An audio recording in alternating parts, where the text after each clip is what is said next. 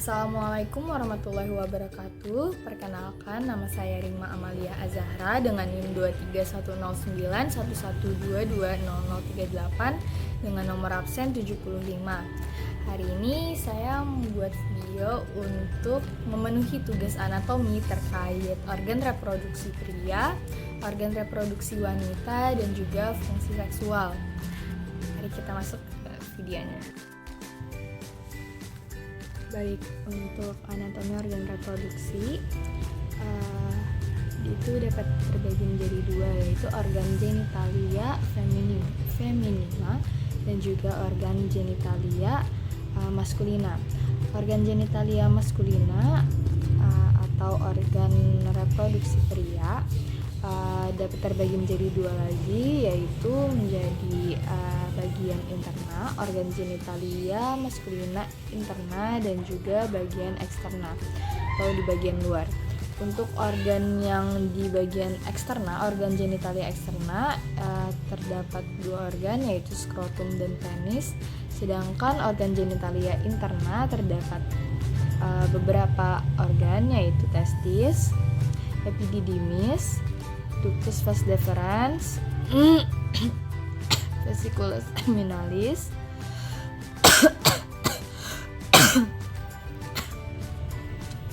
seminalis, ductus ejaculatorius, glandula prostata, dan juga glandula bulbu uretralis. Baiklah, untuk yang pertama, lalu untuk organ genitalia feminina dapat terbagi menjadi dua juga, yaitu interna dan eksterna. Untuk bagian internanya dapat dilihat di sini, yaitu tuba uterina, ovarium, uterus, dan juga bagian vagina.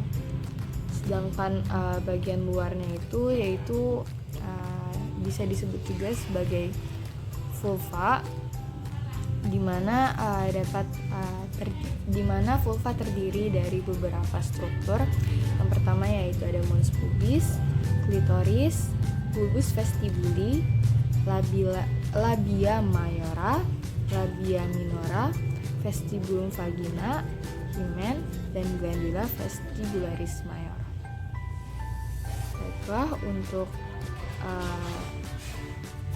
organ anatomi reproduksi pria atau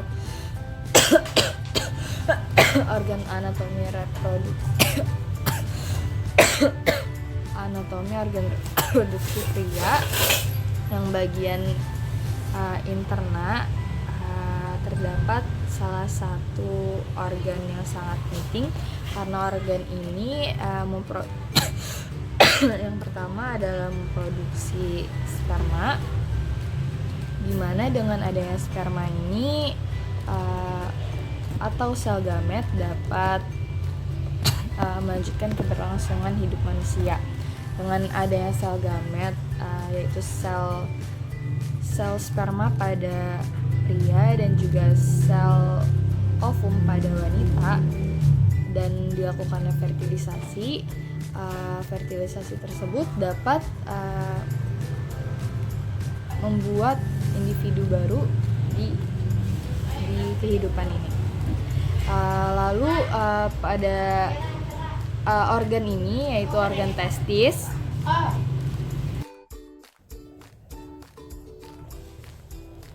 baik, untuk organ testis, selain organ ini memproduksi spermatozoa, testis juga mensekresikan hormon testosteron, di mana hormon ini merupakan hormon yang lebih dominan pada pria. Dan juga testis terdapat sepasang di pria, di mana testis kiri lebih rendah daripada testis kanan, sehingga tidak menekan satu sama lain di antara paha. Testis sendiri terdapat beberapa struktur, yaitu lobuli testis, di mana di dalam lobuli testis ini terdapat tubulus seminiferus. Lobuli testis ini terdapat sekat di antara lobuli testis yang dinamakan septula testis. Testis sendiri juga memiliki beberapa lapisan, yaitu ada tunica albuginea, tunica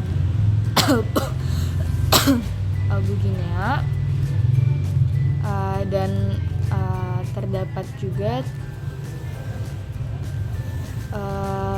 septula testis ini yang awalnya bersekat-sekat akan bermuara pada mediastinum testis.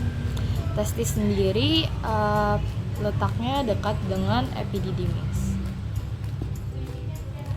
Bisa dilihat testis yang sperma yang awalnya diproduksi di testis lalu kemudian akan menuju ke bagian epididymis melalui ductuli efferentes testis, dan ductuli efferentes testis ini akan menuju ke epididymis, di mana epididymis ini terdapat beberapa bagian, yaitu bagian kaput atau bagian kepala, bagian korpus epididymis, dan juga bagian kauda.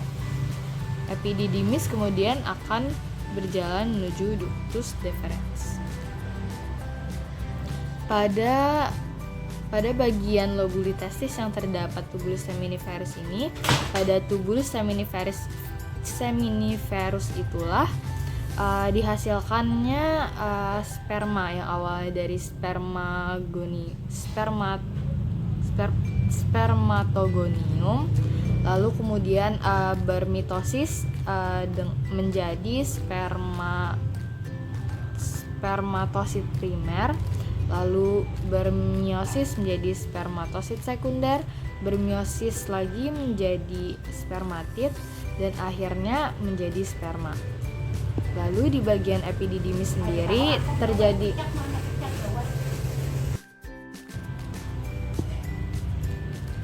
epididymis merupakan tempat maturasi atau pematangan dan juga penyimpanan spermatozoa, di mana spermatozoa yang awalnya diproduksi di testis kemudian akan berjalan melalui ductuli efferentes testis dan menuju ke bagian epididymis. Epididymis terbagi menjadi kaput epididymis, korpus epididymis, dan juga kauda epididymis.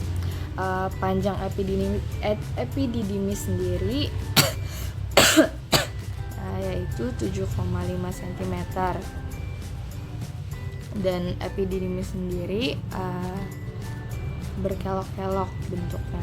Dan secara fisiologis ketika spermatozoa yang masih belum matur atau belum matang meninggalkan testis akan matur setelah melalui kaput dan juga korpus epididymis. Lalu pada kauda epididymis akan disimpan spermatozoa tersebut, dan yang tersimpan dan masih fertil selama 40-60 hari. Dan jika tersimpan terlalu lama tanpa diejakulasikan, maka spermatozoa tersebut akan terdisintegrasi dan direabsorpsi kembali oleh epididymis. Epididymis sendiri memiliki panjang sekitar 6 cm.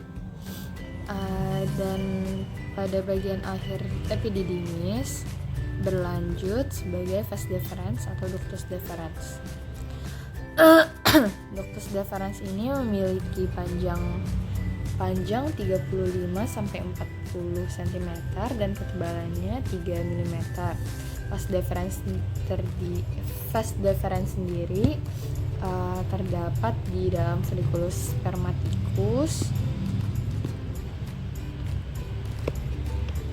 spermaticus dan berjalan melalui canalis inguinalis ke bagian dorsal vesica urinaria. Bagian terminal vas deferens bergabung dengan saluran excretorius vesicula seminalis untuk membentuk ductus ejaculatorius, dan yang akhirnya masuk ke dalam pars prostatica uretra bagian laki-laki, pars prostatica, dan juga testis dan epididymis sendiri diperdarahi oleh arteri testicularis dan plexus vena atau plexus pampiniformis. Lalu kemudian terdapat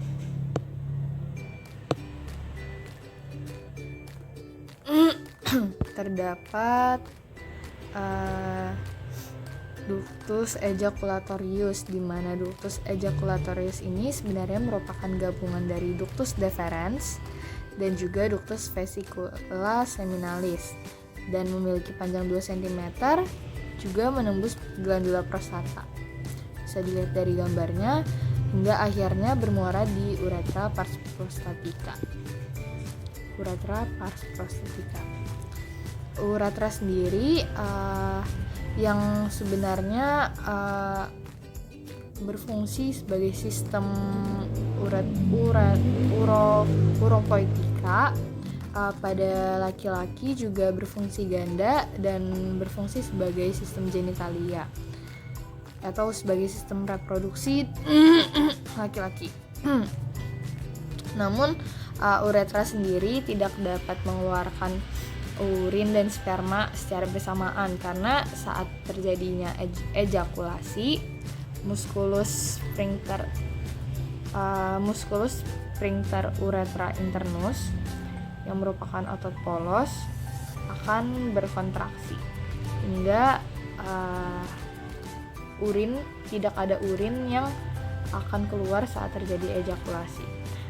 Sebenarnya pada bagian uretra sendiri terdapat ada 2 sphincter, yaitu musculus sphincter uretra internus dan juga musculus sphincter uretra externus. Dan uretra sendiri terbagi menjadi beberapa bagian, yaitu pars preprostatica, pars prostatica, pars membranacea, dan juga pars spongiosa. Hingga akhirnya nanti keluar di orifisium uretra externum. Baiklah, selanjutnya yaitu vesicula seminalis. Vesicula seminalis ini merupakan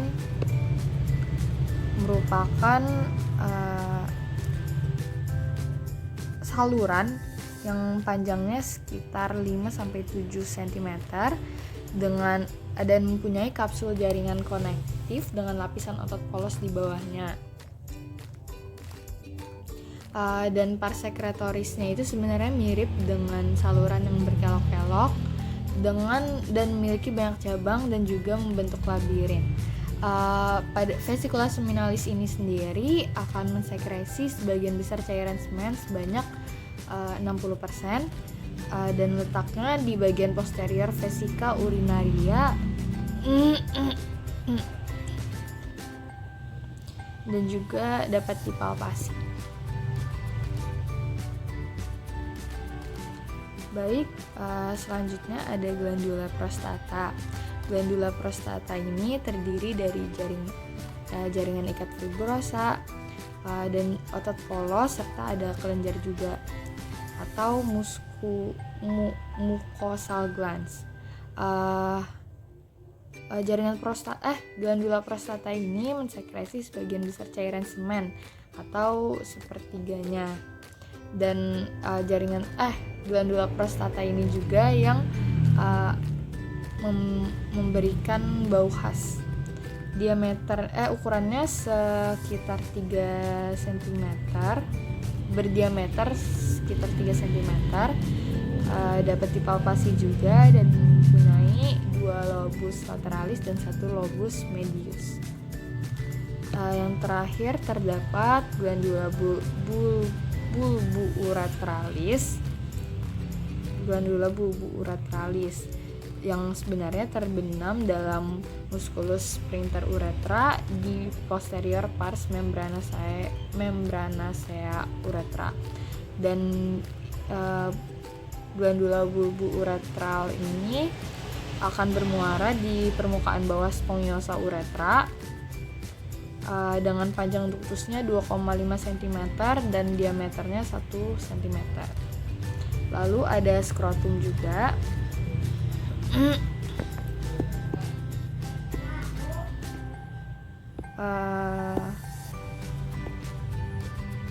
di mana skrotum ini merupakan terdiri dari kantung kulit, otot, dan jaringan konektif fibrosa. Kulit skrotum ini mempunyai glandula sebasea dan pigmentasinya sedikit lebih gelap. Dan sebenarnya terbagi menjadi kompartemen karena septum medianum. Isinya seperti yang kita ketahui, yaitu terdapat testis dan epididymis. Nah, pada manusia, testis di dalam skrotum itu untuk beradaptasi dengan lingkungan yang lebih tinggi dari suhu inti tubuh. Karena testis tidak dapat memproduksi sperma pada suhu inti tubuh. Karena testis itu idealnya berada pada suhu ideal kurang dari 2 derajat Celcius dari suhu inti tubuh. Dan pengaturan suhu testis itu dilakukan oleh skrotum, di mana dilakukan oleh muskulus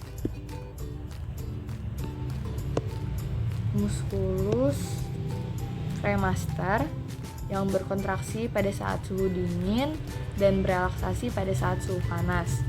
Dan juga ada musculus dartos yang berfungsi saat suhu dingin, dan juga terdapat plexus pumpiniformis. Tunica dartos sendiri itu merupakan otot polos dan tidak mengandung lemak. Lalu selanjutnya ada penis. Penis ini berfungsi sebagai organ kopulasi di mana penis sendiri berfungsi untuk menyalurkan sperma ke bagian organ reproduksi wanita. Sebenarnya terdiri atas radix, corpus, dan glans.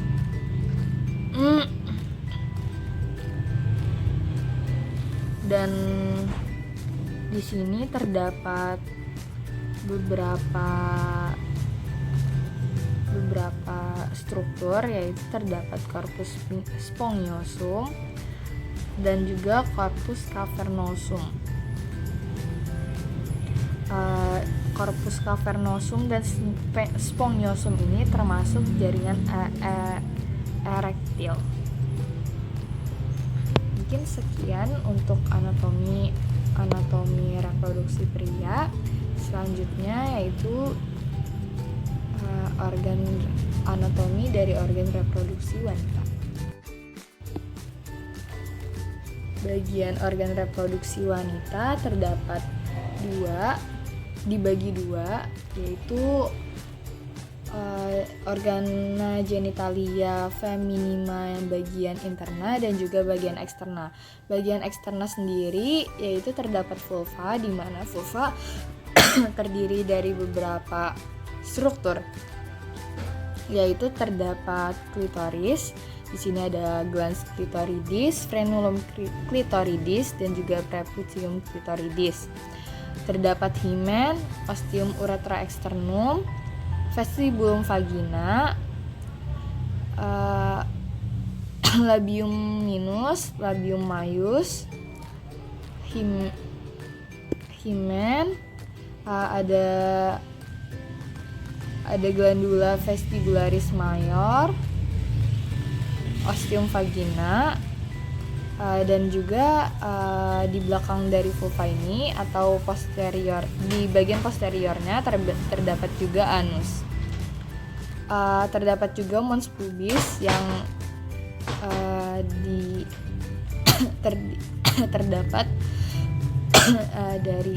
terdapat bulu pada bagian mons pubisnya yang merupakan fungsi seksual sekunder.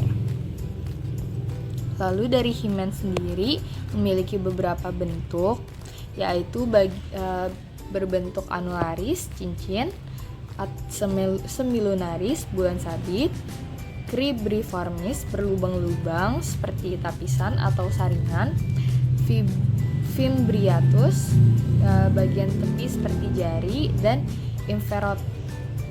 imperforatus atau tidak berlubang. Terdapat juga Caruncula hymenales, yaitu di mana setelah himen itu sobek, terdapat fragmen bulat kecil yang tersisa di tepi pelekatannya. Lalu pada bagian itu adalah bagian organa feminima, bagian eksternal. Lalu terdapat pada bagian interna itu ada yang pertama ada uterus. Uterus ini panjangnya sekitar 7 cm dengan lebar 4 cm pada bagian fundusnya dan memiliki tebal sekitar 2,5 cm. Ini memiliki beberapa bagian, yaitu terdapat bagian serviks, bagian fundus, dan juga terdapat bagian korpus atau body of uterus ini. Pada uteri juga dalamnya ini atau rongganya ini bisa disebut juga sebagai cavitas uteri, canalis cervicis atau cervix. Orang juga mengenalnya sebagai dinding leher rahim. Terdapat juga ostium internum, bagian isthmus, dan juga bagian ostium externum. Pada saat ovarium menghasilkan ovum, setelah follicle the graft sudah jadi atau folikel yang matang sudah jadi, lalu kan folikel tersebut akan pecah dan ovum akan keluar dari sini. Setelah sel ovum keluar, lalu akan ditangkap oleh fimbre dan dia akan berjalan ke bagian infundibulum dan juga ampula. Sedangkan untuk sel sperma, sel gamet pria yang dimasukkan ke bagian organ reproduksi wanita menggunakan penis, dimasukkan ke dalam bagian vagina, di mana sel spermanya akan berjalan hingga seringkali terjadi fertilisasi pada bagian ampula. Nah, setelah di bagian ampula ini terjadi fertilisasi, lalu pada bagian uterus akan terjadi implantasi pada bagian uterus yang terdiri dari endometrium, myometrium, dan perimetrium. Dan pada bagian uterusnya itu lebih tepatnya bagian endometrium, di mana pada bagian endometrium ini akan terjadi implantasi oleh blastokista. Nah, blastokista itu kemudian akan berdiferensiasi, dan untuk agar blastokista ini dapat implantasi dan dapat terjadi kehamilan, akan dihasilkan hormon HCG atau human chorionic gonadotropin, di mana HCG tersebut akan membantu mempertahankan proses kehamilan. Dan juga pada bagian ovarium ini terdapat corpus luteum, di mana setelah follicle the graft-nya tersebut pecah dan ovariumnya keluar, terdapatlah corpus luteum, di mana corpus luteum sendiri akan menghasilkan hormon-hormon yang akan membantu kehamilan juga. Setelah itu akan berdegenerasi hingga menjadi corpus albicans. Baiklah, salah satu organ reproduksi yang penting juga pada wanita yaitu organ yang homolog dengan testis, di mana organ ini juga menjadi organ yang menghasilkan sel gamet atau pada wanita yaitu sel ovum. Pada wanita organ ini adalah ovarium, di mana ovarium merupakan tempat hasil sel ovum yang terbagi menjadi bagian medula dan juga bagian korteks. Pada bagian medula terdapat beberapa pembuluh darah, dan juga ada mesovarium. Pada bagian korteks itu terdapat seperti folikel primordial, kemudian yang menjadi folikel primer, lalu menjadi folikel sekunder, dan juga folikel de Graaff. Lalu folikel de Graaff akan terjadi ovulasi hingga oosit sekunder akan keluar, di mana dalam folikel-folikel ini terdapat oosit. Lalu oosit folikel yang pecah atau yang keluar oositnya akan menjadi corpus luteum hingga akan menjadi corpus albicans. Pada ovarium terdapat beberapa ligamen juga, dan terdapat mesovarium. Ovarium sendiri tersambung dengan beberapa ligamen, yaitu ligamentum suspensorium, ligamentum ovarii, dan mesovarium.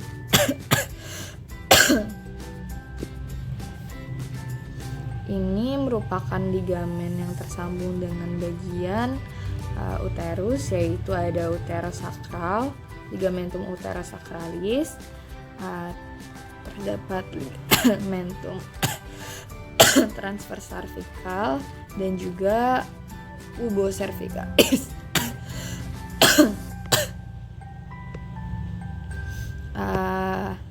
Kemudian ada bagian vagina, di mana bagian vagina ini merupakan organ yang menerima sperma dan merupakan organ kopulasi.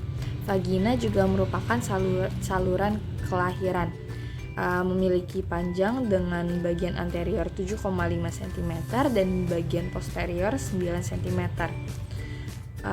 Di sini juga terlihat ada seperti lekukan-lekukan yang dinamakan rugarum anterior et posterior, dan vagina sendiri sangat distensible. Lalu yang terakhir merupakan bagian reproduksi sekunder pada wanita, yaitu glandula mama.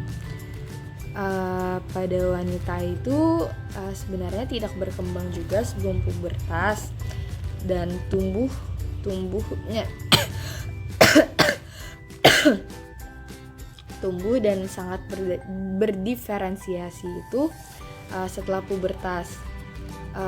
Perkembangannya itu paling besar pada bulan-bulan akhir kehamilan dan juga saat laktasi atau saat menyusui.